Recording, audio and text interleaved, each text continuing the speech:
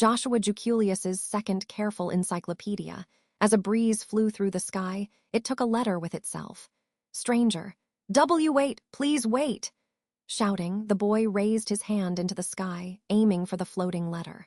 However, the letter left him behind and flew away, as if flapping wings with utter grace. Chasing it down the slope was an elegant-faced youth. His tied purple hair, his clear face, and his bright twinkling yellow eyes, along with glasses on just his left eye, were features characteristic to him.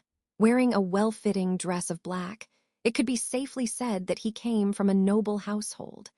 That was also another factor that made his dash down the slope look like there was something wrong.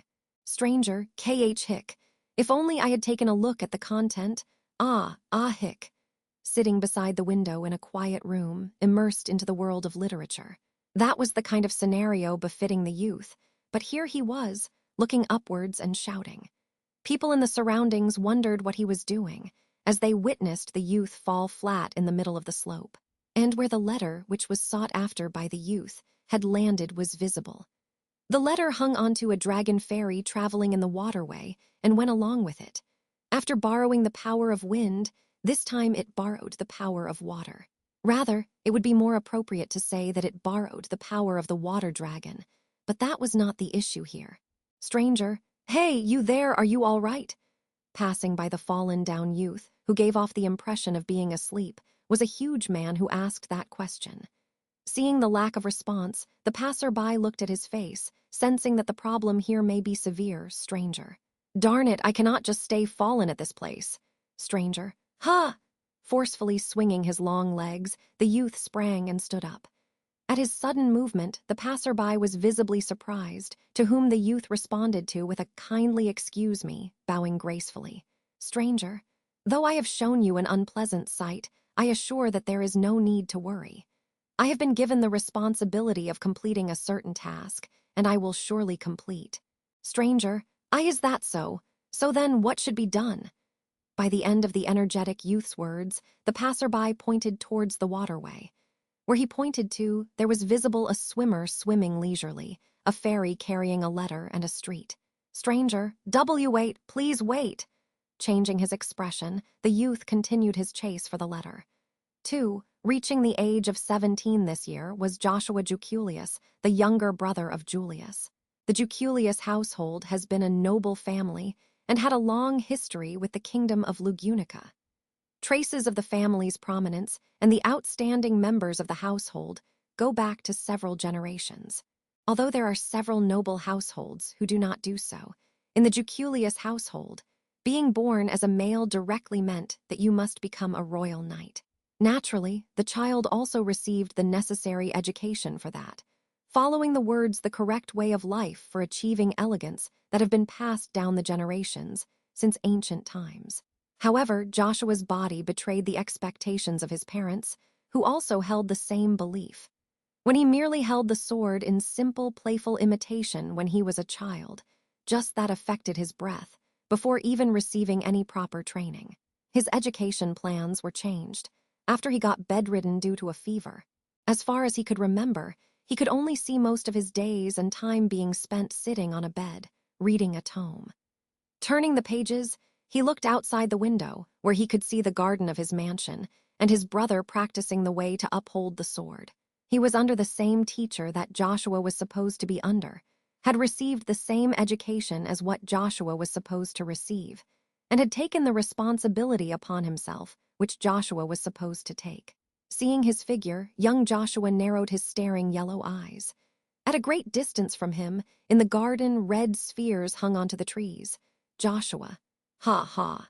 With both his hands on his knees, Joshua panted hoarsely in a desperate attempt to regain his strength, making an expression as if he was on the verge of death. It had been a total of 5 minutes since he had started his pursuit for the floating letter, and his body had already reached its limit. On top of that, instead of flying, the letter was now on a ferry, distancing itself away from Joshua further and further. Joshua.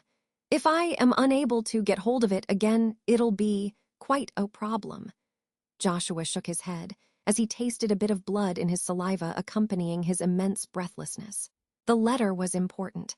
He cannot just lose it, and his apologies will not be accepted either. The content of the letter included instructions that will have a severe impact on the future of someone who may become the ruler of the kingdom. And he knew that person was also waiting for the letter. He did not believe in something like hope, but in what was spoken in jest was the undeniable strength in the tone. The letter surely held sincere, heartfelt feelings. For a year and a half now, Joshua had been working with his master, Anastasia. Not just her being a royal candidate, but even ties to the Supreme Council that she represented. Being able to help someone like her with housekeeping was an honor for him. However, the stimulus for fascination and joy for Joshua was stepping into the outside, unfamiliar world. Unlike when reading books, he could feel the true essence of the reality that was this world, and had witnessed the scene of a person's life transforming with his own eyes in the Chamber of Commerce. And in those scenes, the person was somewhat having the same expression always. The heartbreaking belief of the young Joshua was that this was an expression of sincerity. Henceforth, no matter how discomfiting the other party was, they would not tolerate such an attitude. Moreover, using your own mistake to cause harm to the opposing party was simply unspeakable. Joshua. So if the letter gets away now, stranger, Mr. Please take this. Joshua A. Joshua tried to lift his eyes and head with his further strengthened determination. What was in front of him was the letter he swore to chase till the edge of the world. Eyes widened, hands shivering, Joshua held the letter. He was not dreaming, it really was there. Joshua. Stranger. Very well, if this made you happy, then my spirits have also been uplifted, that is. Joshua. Yes, thank you very much. If I was to lose it, I would be unable to face anyone in future. Stranger. Then I am truly glad. It is an honor I could be of help. Hugging the letter to his chest, Joshua bowed his head. A smiling young boy stood in front of Joshua, with soft, pink hair and two cute, large, round eyes, perhaps around 10 years of age. Despite his youth, he was well-dressed in robes, and though his nature and disposition was unknown, he gave off a friendly aura. This young boy had recovered the letter. He could be called nothing but impressive. Joshua. By the way, how did you come to understand that this letter belonged to me? Stranger. I saw Mr. dashing down the street, shouting about the letter with his hand raised to catch it. That is why I realized that I must not let it go. Joshua. You are right, this letter is indeed important, and I was running behind it, though I was not fast. He had been running slowly due to his heavy breathing, feeling sincere embarrassment when the young boy said that he was dashing. Stranger. Afterwards, I hurriedly called out to the master of the ferry. I asked for it politely, and I was able to receive the letter, so I was simply fortunate. Joshua. No, that is simply your modesty. I am truly grateful. The young boy had a modest attitude, and he was quick to point out how what he did was not his feat. Regardless, Joshua wanted to truly show gratitude to him for his help. Joshua. However, I must thank you for this. He had nothing on himself right now, but he was just heading to the inn. However, taking the young boy that far with himself would not be good either. Joshua, if there is something I can help you with, then please ask anything. Stranger. Then.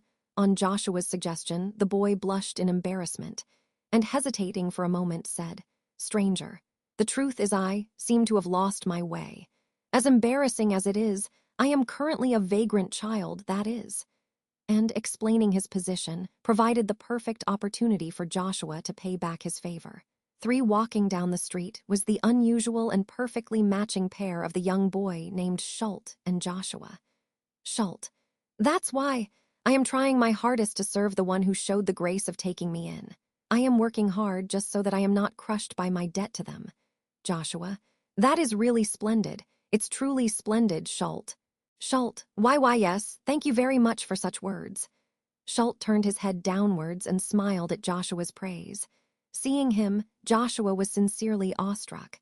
He was surely a well-natured young boy. From what he said now, it could be said that he had not been brought up in a favorable environment.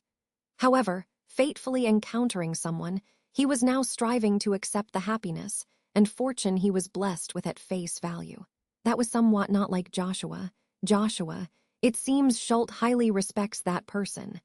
Schult. Of course that is. So much so that respect is an understatement, that is. Ah, but I truly do respect Mr. Al and Miss Yi too. Mr. Heinkel, I am unsure about him.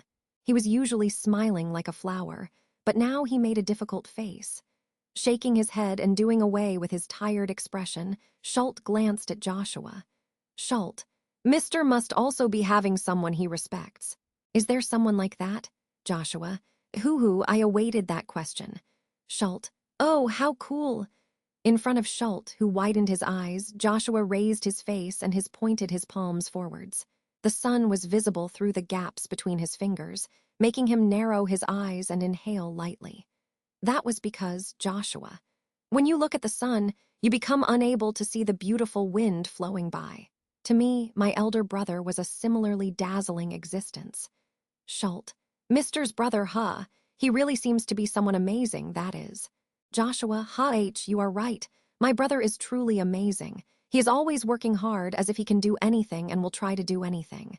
His form, his mindset, he is truly the greatest. Schult, greatest. He really does seem like someone amazing. As Joshua clenched his fist, Schult clapped. It was not rare for Joshua to talk about his brother, but it was rare for him to hear about his brother. Joshua's heart experiences an unexpected warmth as it gets charmed by him. Joshua's brother, Juukulius, was unquestionably a person who deserved to be respected. The will to live was strongly etched onto his soul. He had a habit of underestimating himself, but was able to sincerely and objectively acknowledge his own effort and was fully capable of helping himself. If nobody tells you that you are an amazing person, you will inevitably stop believing in that. Henceforth, for Joshua, who was only cheaply imitating Julius, an incident that happened, that negative incident, and calling back to it, Joshua sealed his lips. As soon as he heard those words of praise, Joshua stopped his footsteps. The walking Schult looked backwards and glanced at his face. And Schult, it really seems like you truly like that guy, mister. Schult. Hearing this about him, even I have gotten excited. If there happens to be a chance, I would love to meet Mister's brother. Seeing his smile, he sighed. Doing away with the conflicting feelings in his heart, Joshua smiled and blankly nodded. Joshua, yes, you are correct. My brother is perfect, so he will surely treat Schult well. If there happens to be an opportunity, then please do. Schult replied with understood energetically. He really wanted to meet his brother. The sight of Schult, who heard the praise of his brother and his desire to meet him, was heartwarming indeed. Behind his eyes, that observed that soothing sight stranger. Though it's between all this work, something calming. An eccentric feeling ran up his spine. They were on a street. With a number of people passing by, with a number of voices sounding by, that voice alone shook up Joshua's eardrums with a complete lack of constraint. Regardless of even that, he could immediately make out the fact that those words were directed at him. Joshua, Schult, listen to my instructions and dash ahead with all your strength, please. Schult, Mister.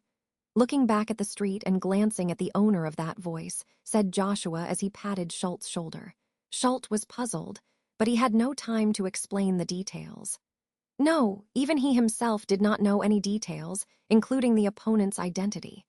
However, staring at exactly that place among the crowd-filled street, the petite youthful boy's aim was Joshua, and it could be understood at a single look that the boy was not someone harmless. Joshua, here, please take this. Please convey it to my brother or Schult's master.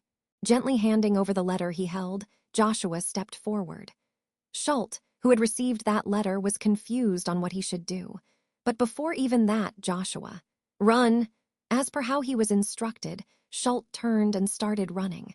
The little boy did exactly what Joshua told him to, swimming between the crowd of people. Seeing his back, Joshua then turned his head forward. The one standing on the other side of him was now directly in front of him. Joshua. K.H. Hick. Stranger. Sorry for the surprise, brother. Even we wanted to play around a bit more. The time promised to Mama is coming close. At this point, let's just wrap this up. Joshua. I don't even have anything to say regarding that. A sound was heard. Joshua, who had received those words, unfortunately had no way of stopping the youth. Swordsmanship, magical talent, body handling, everything would be ineffective in his body. However, the safety of the letter and Schult was Joshua. Truly, Stranger. Well then, deepest apologies, but there's no time. Thank you for the treat. Insanity could be felt within that voice as a shout echoed through the street, hearing it above all. He unclearly thought whether he had managed to do something even minimally substantial for his greatest brother, right before his consciousness left him.